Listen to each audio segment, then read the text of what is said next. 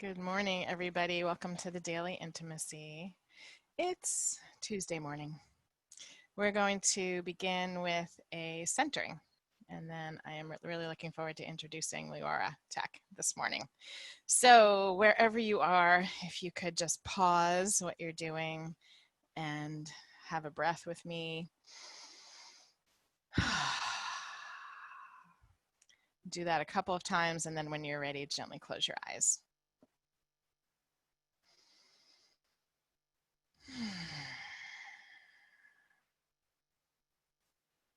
Yeah.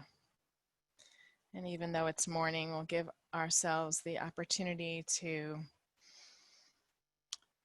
ground and to connect with yourself.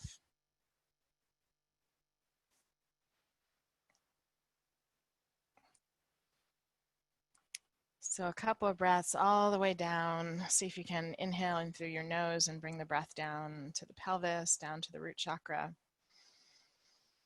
Allow your belly to expand and your heart to open, and then a nice slow exhalation.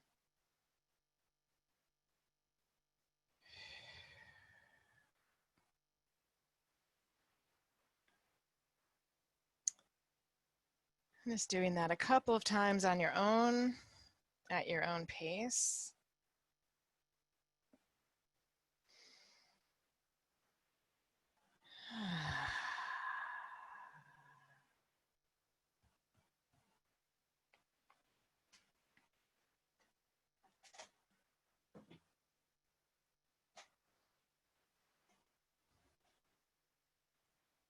Yeah. And then have breath and open your eyes. I'm feeling called to teach and practice the pranayama that I use with my practice to all of you. Some of you know this because we've been doing it together. It's really lovely because you bring your, interlace your pinky and your ring fingers together like this, and then bring the heels of your hands together. So you're kind of immediately looking at a lotus flower, the mudra, which is a hand posture, right away becomes like a lotus. So hopefully you got that interlaced. Yep. And then bring the heels of your hands together and sort of hold like a cup. And then you can just look at it and you see your fingers are kind of coming up like a lotus flower. And then what we're going to do is we're going to just do 3 rounds. So it'll be brief. We're just going to close off the right side. We're going to breathe in for a count of 3. I'll guide you, so don't worry. You're going to hold for a count of 9, and then you're going to exhale on the right side for a count of 6. So as opposed to a breath where you're alternating, this is very simple. You're going to breathe always in through the left, hold, and then always exhale through the right. And the one really sweet piece about this pranayama is that when you're holding for 9, you're not like holding your breath like, oh my God, I can't wait to exhale. The invitation when you're holding the breath after you breathe in really deeply is to relax and expand into that empty space and to connect with the divine feminine in a way that works for you and makes sense to you. And if it doesn't, it doesn't matter. So you're just like holding that space for yourself before we exhale. And we're just going to do 3 rounds. So I invite you, and you can use your middle finger to close off the right side and then close off the left side. And I will guide you so you can let all of that go. Okay, so just have one deep breath on your own before we proceed. And then close your eyes, and you're going to close off the right side and breathe in for a count of 3. And then you're going to close off both sides and hold for a count of 9, and I'll count it for you. 2, 3, 4, 5, 6, 7, 8, 9. And then exhale on the right side for a count of 6. 2, 3, 4, 5, 6. And then your own pace. Inhale on the left side for a count of 3. Hold for a count of 9. Exhale for a count of 6.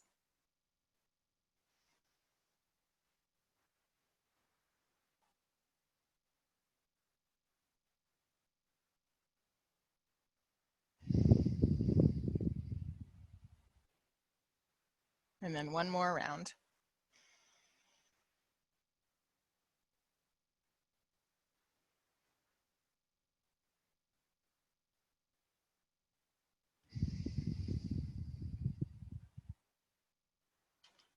And when you're complete, just pause, stay with your eyes closed for a moment. Just notice how you feel.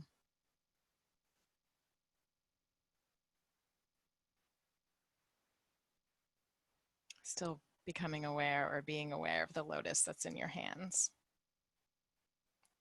And then a nice deep breath in and exhale. And we'll begin. You can open your eyes and come on back. If there's a word or two you want to put in the chat about how that was a brief practice. But when I do it, I usually do just 3 rounds and then I move into meditation. It's really powerful. Yeah, it's a beautiful pranayama, beautiful mudra that contributes to the energy for me and hopefully for you. So let's see. Leora, I'm going to ask you to unmute there so you can see that on your screen. So today we have a dear friend and colleague, Leora Tech, who is here bringing us something I think different than we've been experiencing here, which is so magnificent, and also just perfect for what we do here today, together in our gatherings. So Leora has been, let's see, I've known Leora a long time, a really long time. And there was a point where you weren't doing this work. And all of a sudden it feels like, I feel like it's always, your family history led you to do this work that you call a bridge to Poland, or bridge to Poland. And I was privileged enough to be in close contact with you when it was just like starting, and you were so excited and so passionate about these connections in Poland that you had, and that you were fostering. And then next thing I know, you're like bringing groups and really studying up close and personal how the non-Jews in Poland are actually commemorating what happened in Poland for the Jews. And it's just, I have found it completely fascinating. I want to do a trip with you. And I just am so glad that you're bringing this to us. It feels important right now for a variety of reasons, given what's been going on in the US. And so I'd love to just ask you, I guess right from the beginning, like, of course you're going to tell us about Bridge to Poland, but maybe a little bit more about what what inspires you about this work, what led you to the work, and then we'll dive in. Yeah, thank you, Robyn, so much. Thanks for inviting me and for that beautiful beginning, which is, I needed that. And thanks to everybody who's here, and Andy for helping me with technical issues. Yeah, so as Robyn said, my family history definitely informs this work. My mother is a Holocaust survivor from Poland. And, but I grew up, really with a strong Jewish identity, but not a strong Polish identity. I didn't feel a connection to Poland as a country, even though many generations of my family had been born there and lived there, and many were murdered during the Holocaust. But I just had this idea that like Jewish and Polish were 2 separate things. And just to give some background, because, maybe people are, who are in our group today don't know. In Poland, before the war, there were 3.3 million Jews, which was 10% of the population. And 3 million, or 90% of those, were murdered during World War II.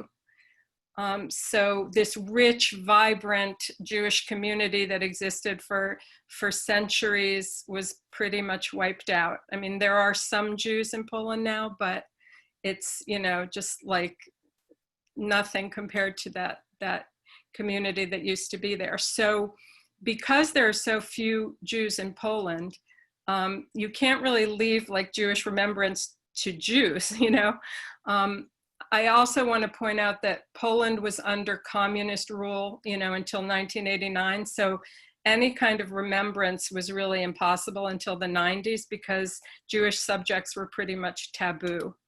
So that's kind of the background. But as I said, I didn't feel a connection to Poland. But then my mother invited me in 2005 to go with her on a book tour because she wrote a memoir about her experience. She survived the war passing as a Catholic girl. And so her memoir, Dry Tears, was published in Polish. And so I went with my parents on this book tour with really no expectations. Like some people of Jewish descent go to Poland because they're looking for their family roots or whatever. But that wasn't my case. I was just going because she invited me, and when we were there, particularly in the city that she's from, Lublin, we encountered these people who were not Jewish, and they have this organization called Brama Grodzka Teatr NN. I know, weird Polish sounds, but anyway, and they were working to remember the Jews of Lublin, so like, they were doing this work of remembering my family that I hadn't really been doing, that I hadn't been doing, and it was so moving to me and so surprising and unexpected. So over the years, I kept coming back and getting to know, in particular, the two people that started this organization, Tomek and Vitek, and they do this through art, through theater, through like very creative ways. It's not like some dusty museum, or some boring ceremony. It's a very human approach to remembrance. And then I realized, like, I want to show this to other people because I felt like it was so healing and transformational. And I didn't probably use those words at the beginning, but that was the feeling, and so I started Bridge to Poland, and also because my mother's a Holocaust scholar, and I could, recruit really good scholars to round out a trip. So I created like trips where people could learn about Jewish Poland, but with a focus on these, what I now call rescuers of memory. And then over the years, I learned that there were others, but I'll get to that when I introduce my project later. But it was at first like focused on this organization in Lublin. But as to what it inspires me, I think that there are like three things that I would say that are the most inspirational things that I've learned. Like, one is that this conversation that we have with history is an ongoing thing. It's a process. It's not, whether it's your personal history or our collective history, it's not something like I'm deciding, today on Tuesday, I'm going to do it, and my goal is to be done before the weekend or something. No, it's like, like many things that we work on ourselves, right? It's like kind of a spiral that goes up. And I think we're doing that in this country today. Like, we're having a nationwide conversation with our past. And, it feels like, most of the country is engaged in this conversation. Like, maybe some of us are engaged with curiosity and openness, and some are engaged with denial and belligerence, but they're still engaged. It's happening. The second thing that I'm really inspired by, and that I learned particularly from Tomek Pietraszewicz, who's the founder and director of Brama Grodzka, is the importance of fragments. So, in the Holocaust context, we don't get stories all the time tied up in a neat little bow with, beginning, end, and denouement, or whatever we learned in our English class in high school. Sometimes you just get, like, about my great aunt Zelda. I know she had red hair and she played and sang the guitar beautifully. I know she jumped off a train at one point to save herself, but eventually was murdered. Like, I don't know very much about her, but it's not a whole story, but it's still like so valuable. And when Tomek was starting Brama Grodzka, there's a foundational story about that institution that really illustrates this idea of fragments, I think. So I just want to take a minute to tell it. So he was originally going to start a theater. But then he realized that the place, Brama Grodzka, Brama means gate in Polish. So it's like town gate. So this actual place, which is, I'm going like this because it's like an archway. It was for like 300 years, it was the dividing line between the Christian and Jewish parts of Lublin, of my mother's home city.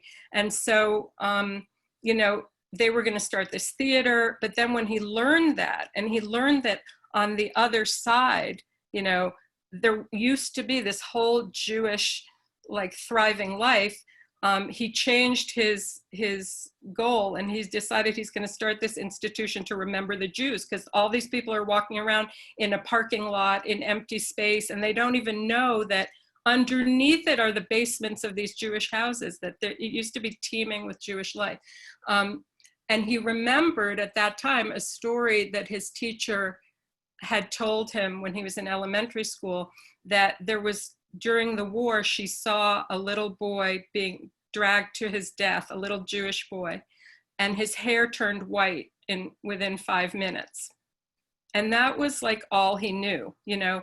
And the teacher had died, and he asked some of his classmates, do you remember that story that our teacher told? Nobody remembered it. So he realized he was kind of at this turning point, like he could continue to tell this story with this new context he had of this institution he was creating, to tell the story of this little boy whose name he didn't know, who he didn't know, you know, anything. He knew what town he was from, that was it. Or he could say, well, this isn't a story. How can I tell this? This is just, you know, a teeny fragment, so I have to, you know, let it go. But he chose to tell it. And so it becomes part of what he calls his orphanage of stories. And then I know it, so I can tell it. And now all of you know it, and you can tell it. And so there's a little piece of the memory of this little boy whose name we don't know that can live on, you know. So that's an example of why fragments are valuable. And then the third thing I would say is that the history is there whether we examine it or not. You know, we can choose to engage, whether it's, again, our history or collective history, but it exists. Like I said, those basements are there in Lublin. You know, you can bring the awareness to the light, or you can just leave it buried, but it doesn't change the fact that it's there. So yeah. Now can I go into the interactive part, or the whatever experiential part? You absolutely can. That was beautiful. Hey. I'm so touched by all of it. Thank you. So was I, which is why I'm doing all this. Right. Now I would like to invite you, hopefully the screen sharing is going to work.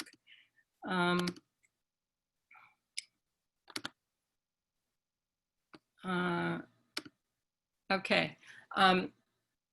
I wanted to invite you to make a very simple family tree. I made an example here with yourself at the bottom, and then, you know, moving up, because it's an invitation to engage a little bit with your own family history and see how that feels. And, you know, anything is okay, obviously. Like if it's only question marks, you don't know anything, or if you know a ton. And just notice, you know, who's the oldest, how far back can you go where you know somebody's name, and how far back can you go where you know a story, and remember that fragments are stories too. So I'll give you a couple of minutes to do that.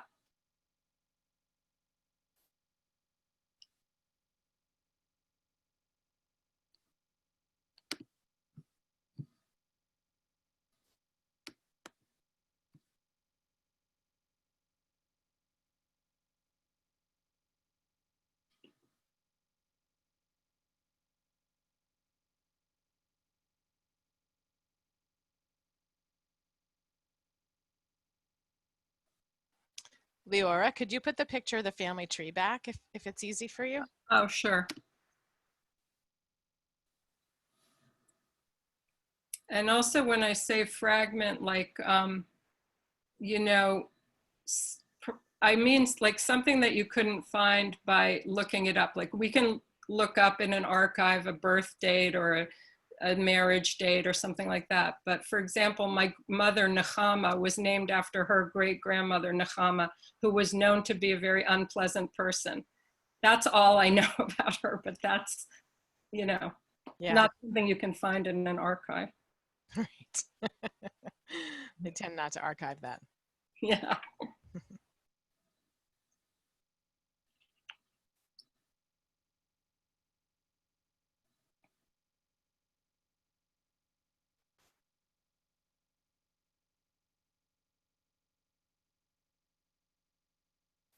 And as you're doing this, notice, you know, the question marks, notice what surprises you, what, you know, what feelings are coming up.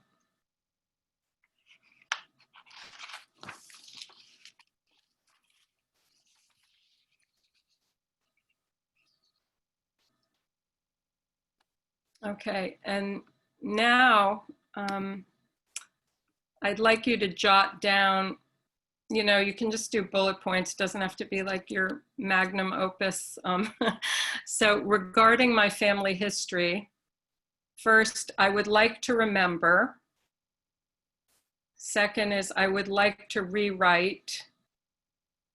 And by rewrite, I mean like, you know, change, amend, reframe, you know, something in your family history. And I wish I knew.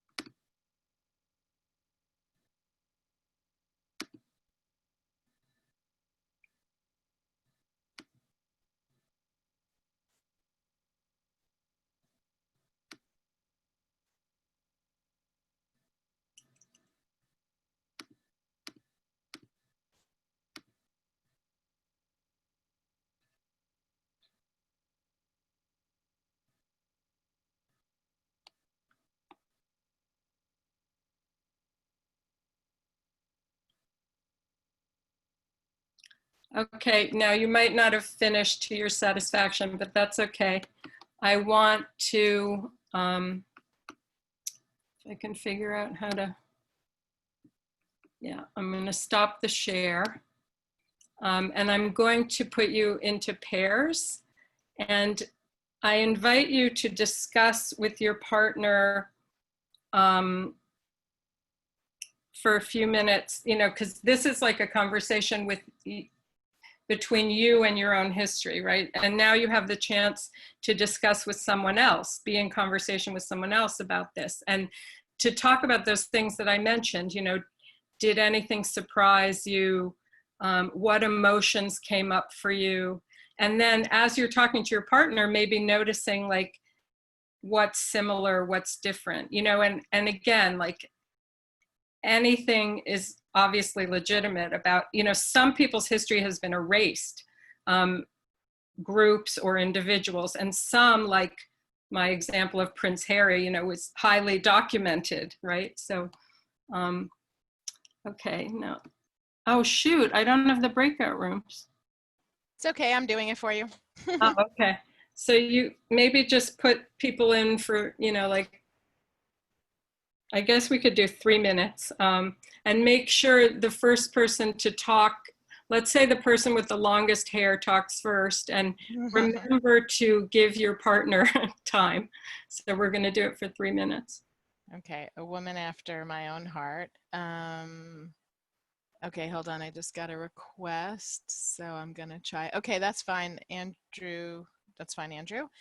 G. And Leora, don't go because it's gonna tell you to go, but just don't go. Okay. Okay, so 3 minutes each, Leora, or 3 minutes total? 3 minutes total. Okay. All right. See you back here. I will keep the time for you.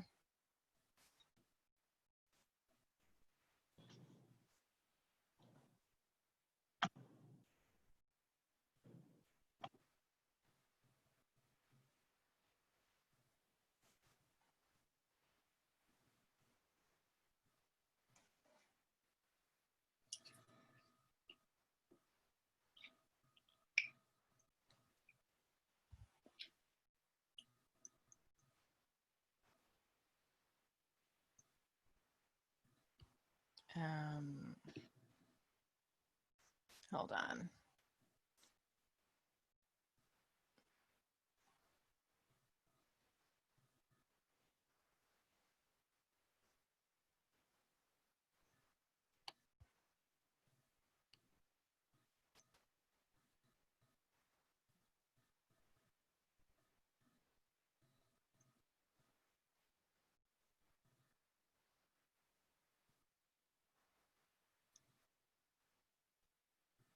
Are you going to one, Robyn?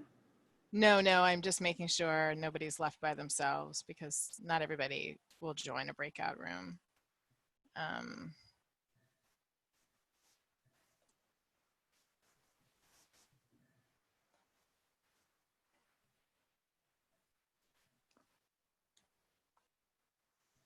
3 minutes total is really short. So can we give them a little bit more time? Yeah.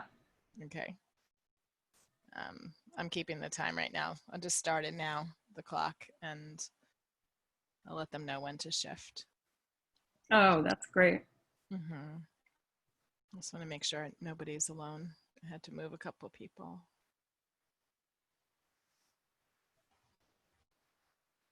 I wanted to make sure I leave time for questions at the end. Yeah. Oh, we have plenty of time. We're good. Yep. It'd be nice to have 3 minutes each. Is that okay with you? Sure. Or there's more. Yeah.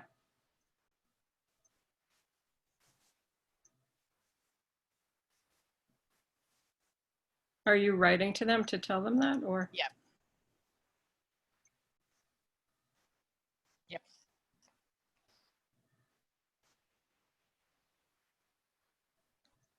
Yeah. And we've got Matthew, Andrew, and Judy here with us. And actually, let me pause the recording. That would be interesting.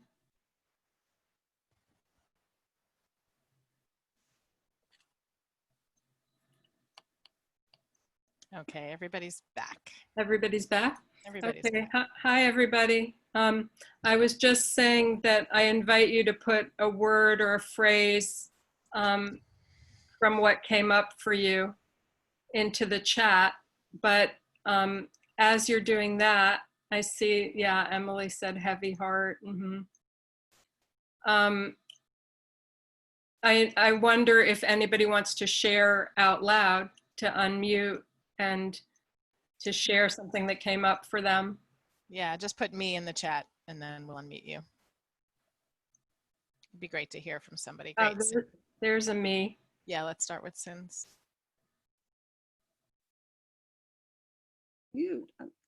Hi, thank you. This was, I have 400 years of history, if not more, you know, because I'm a genealogical bug, but I think what I'd love to know the most, I have two ancestors who were accused of being witches, and they each spent 4 months they actually lived, they were able to, it was right at the end of the mother and daughter.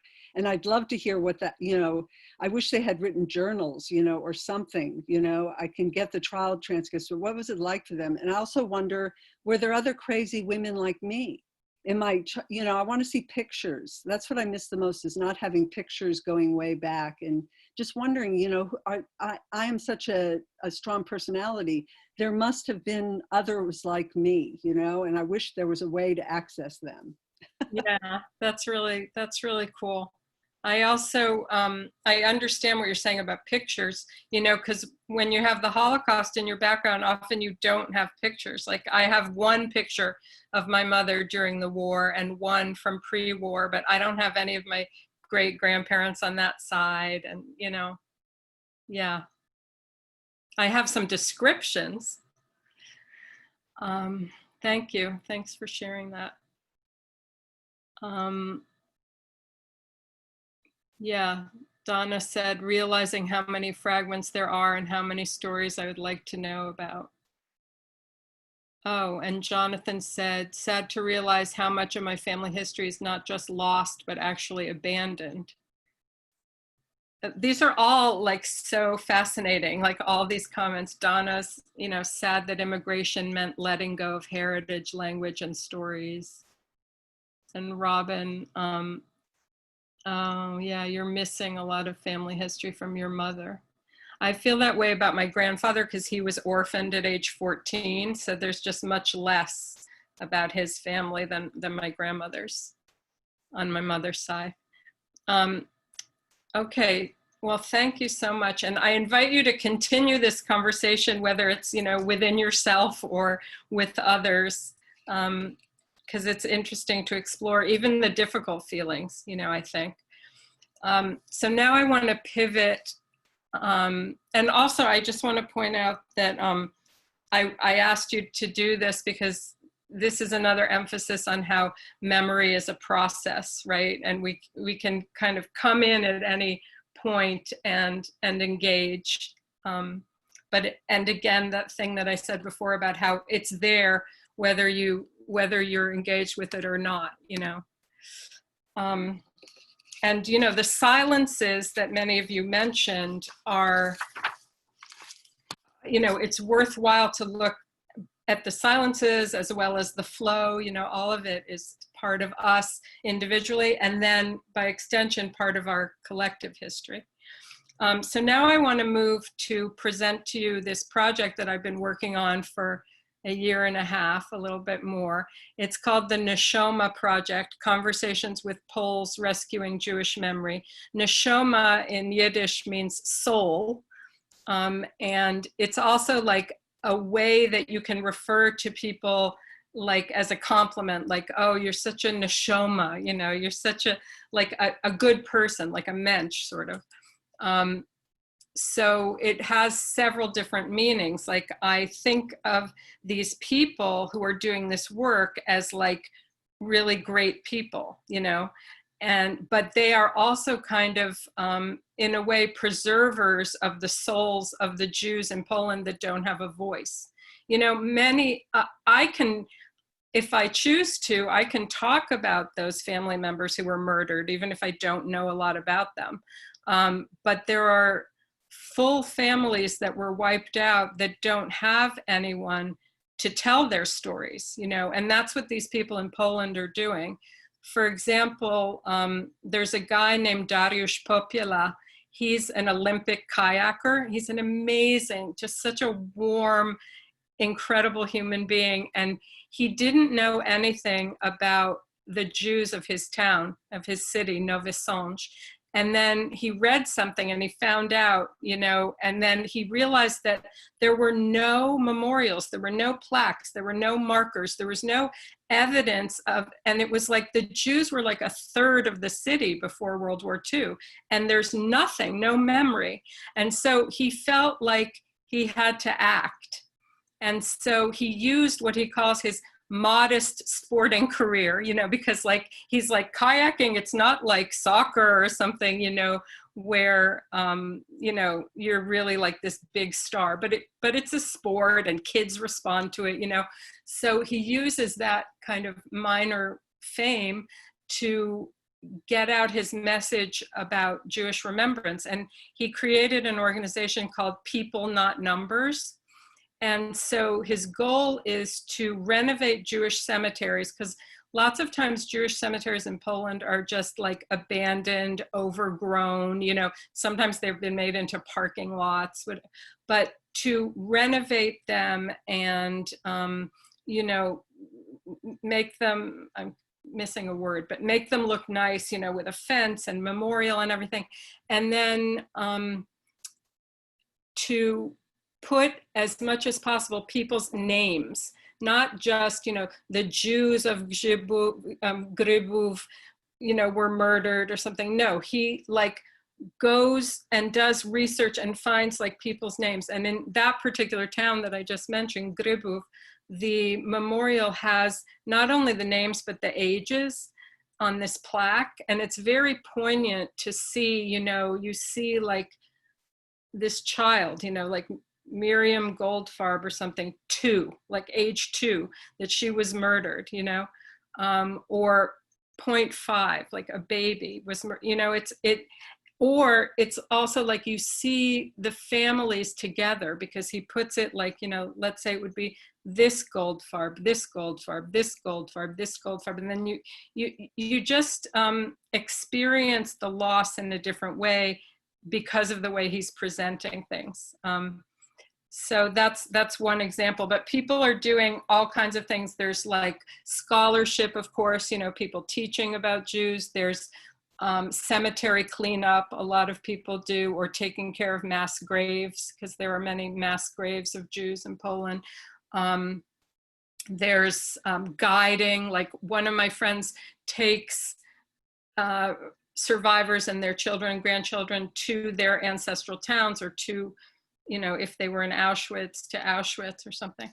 So this rescue of Jewish memory, I define in a very broad way, but I felt that that I wanted to document these people. I wanted to collect their thoughts, their motivations, because in a few generations, there will be a big remove. The people doing Jewish remembrance, which hopefully there will be people, won't be the same as this first generation who, as I said, came out of this communist time when Jewish topics were taboo.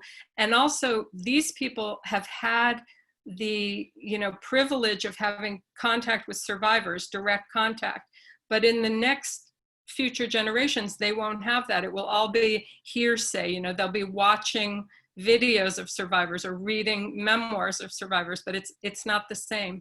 So I decided that it was important to talk to these people and, you know, to archive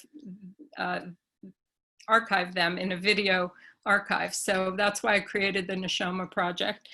So I want to show you, and also thank you to Wellesley College and the US Embassy in Warsaw for funding for this project. I want to show you a couple of different interviews. The first one is with Dariusz Stola. He was the director of the Polin Museum in Warsaw, which is the Polish Jewish History Museum. I just have to move all of you. And he's a historian, and he deals a lot with migration and the expulsion of the Jews in 1968 in Poland.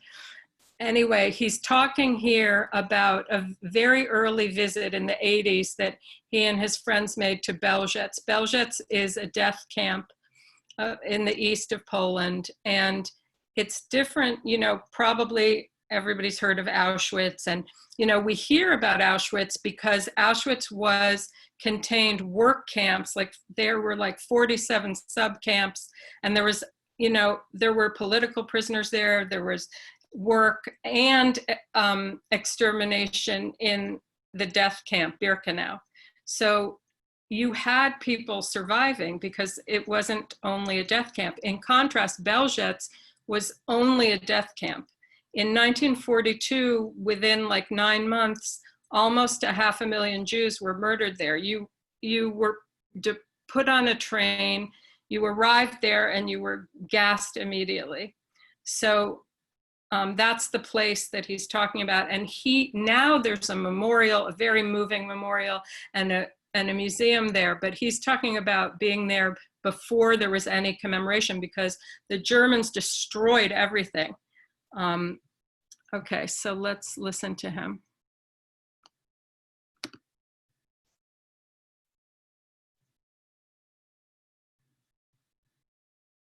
I had not researched any specific Jewish topics, you know, as a student.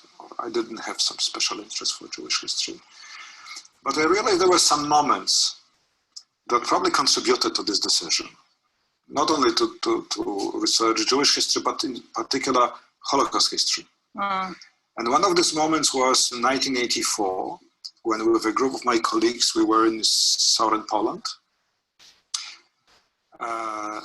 And it turned out that not far away, there is a small village named Belzec, which had not been before.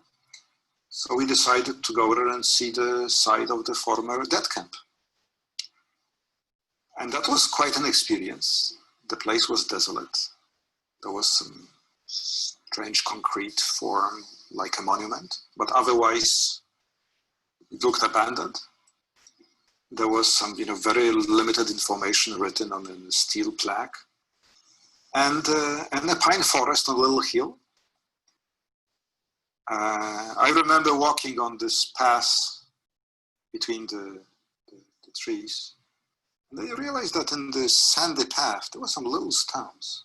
Wow. And I, looked down and took it, and I realized they were not stones. These were fragments of bones. So we were walking on ashes. Oh. So I remember this moment quite vividly. That was quite an experience. Maybe a metaphor of living in Poland or Eastern Europe in general, that you walk on graves, or, anonymous victims.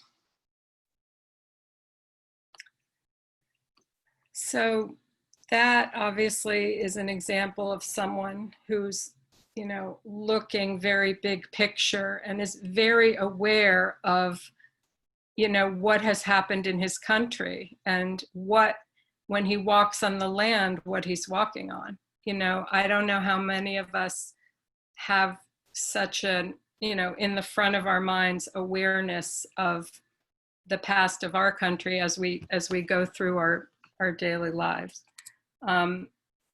The second video I want to show you is my very good friend, Vitek Dombrovsky, who is, as I told you at the beginning, one of the first people that I met, really was my introduction to Jewish memory in Poland. And you'll see he's talking about, on a very personal level, doing remembering individuals. And I just want to set it up by telling you that he calls himself a guardian of memory. But right before this clip, I've said to him, I like the term guardian of memory, but I feel like what you're doing is more nurturing. It's more like how you take care of your granddaughter, Zosia.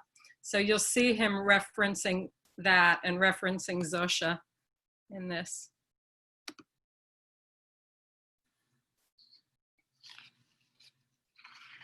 So I had in the past, sometimes I have also now, the moments in my life that I can't divide my personal life from my professional life. Those two lives, one life. For example, meeting with you, friendship with you. This is the part of my personal life, and this is the part also of my professional life. And sitting with you now and giving the interview, I'm not sure that I'm giving my professional duty. So this is just the talk between friends. And this is also when I want to describe what I am doing here, that I'm the guardian of the memory in this gate.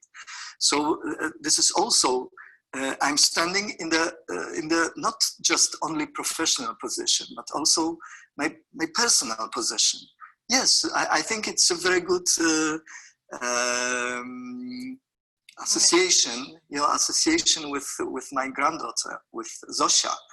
I want to take care about all of those traces of the existence of the people who used to live in Jewish Lublin, all of those 43,000 Jewish people. Yes, so they are like the little Zosia, all of them they are. So I want to find as much as possible about them, and I want to take care about every single trace, every single information. So with Vitek, you see this very personal approach to his work and to the people that he's remembering.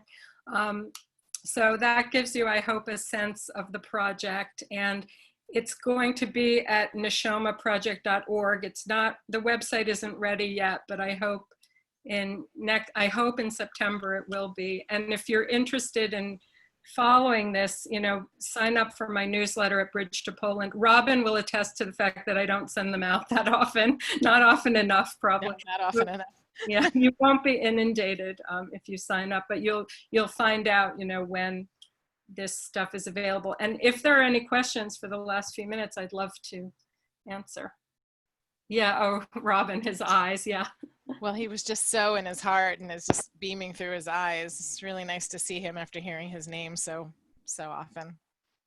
Oh, I see Andy has a question. Yeah, go for it, Andy.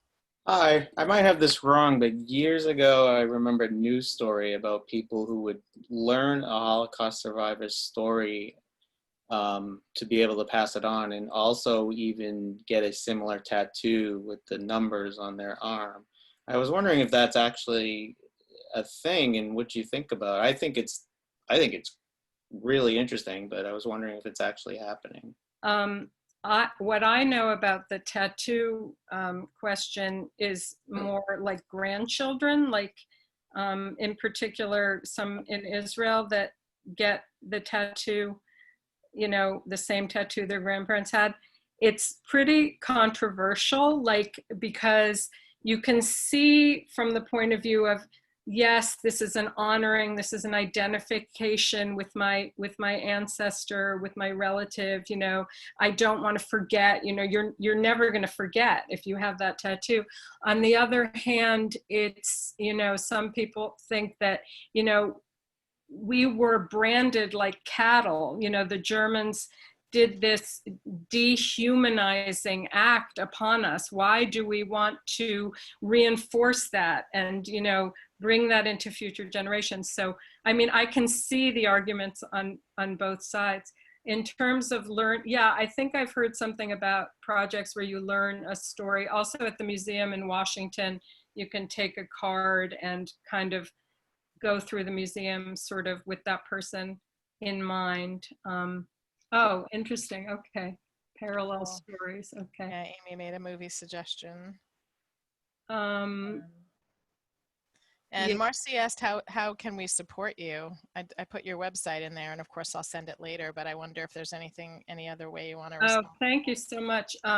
When I launched the Neshoma Project website, there's going to be an opportunity for donating if you want to do financial support, because I right now I have 44 interviews, but there are like, hundreds of people doing, like, every little town in Poland seems to have its person who's like doing something like this, and I really want to continue this project. Also, that you saw that those clips had Polish translation, and then all the Polish interviews have English translation, but the longer, because everybody has like an hour-long interview and a clip, and the longer ones, I didn't have enough money to do Polish translation, and I want it to be accessible to Poles. So there are a number of things even, that I need to fund. So, but if you want to do non-financial support, I think once the website comes out, just like telling people about it would be great, and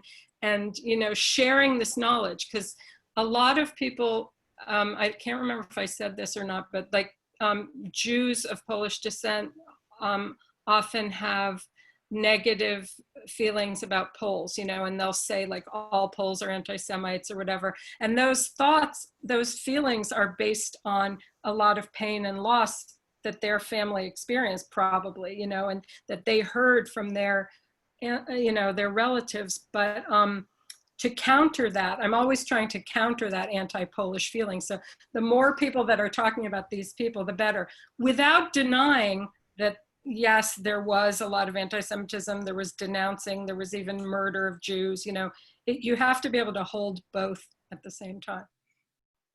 That's really beautiful. Oh, it's not so important.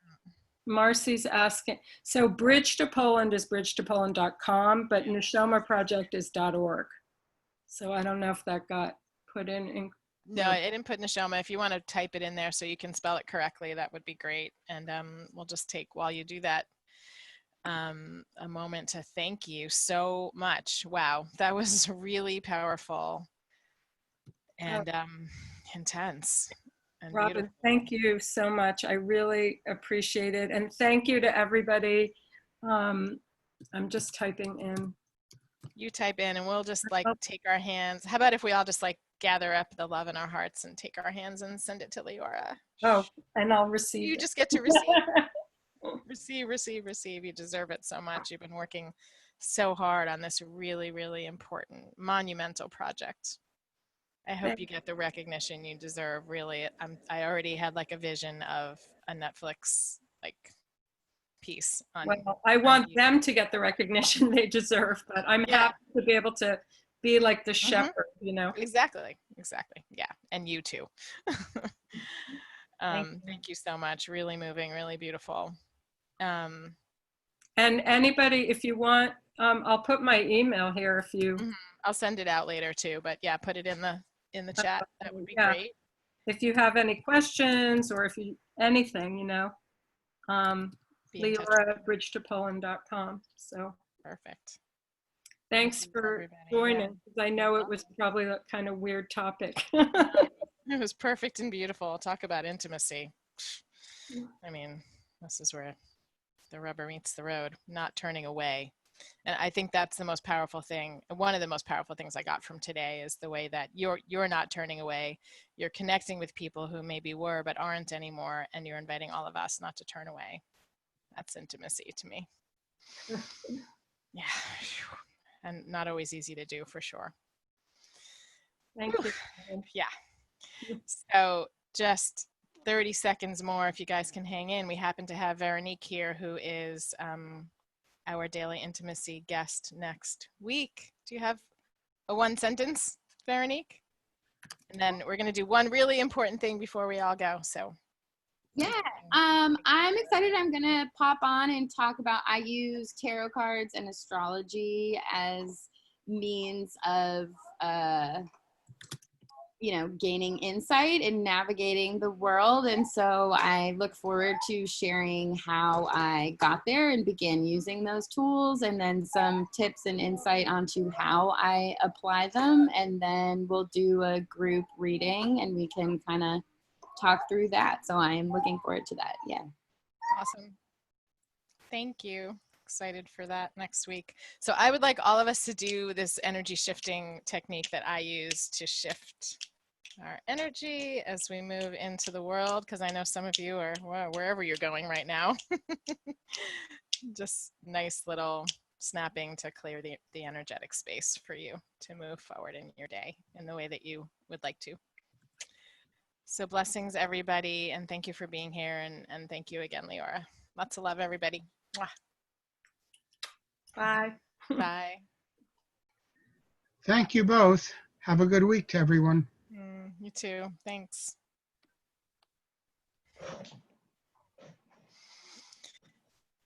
Whew.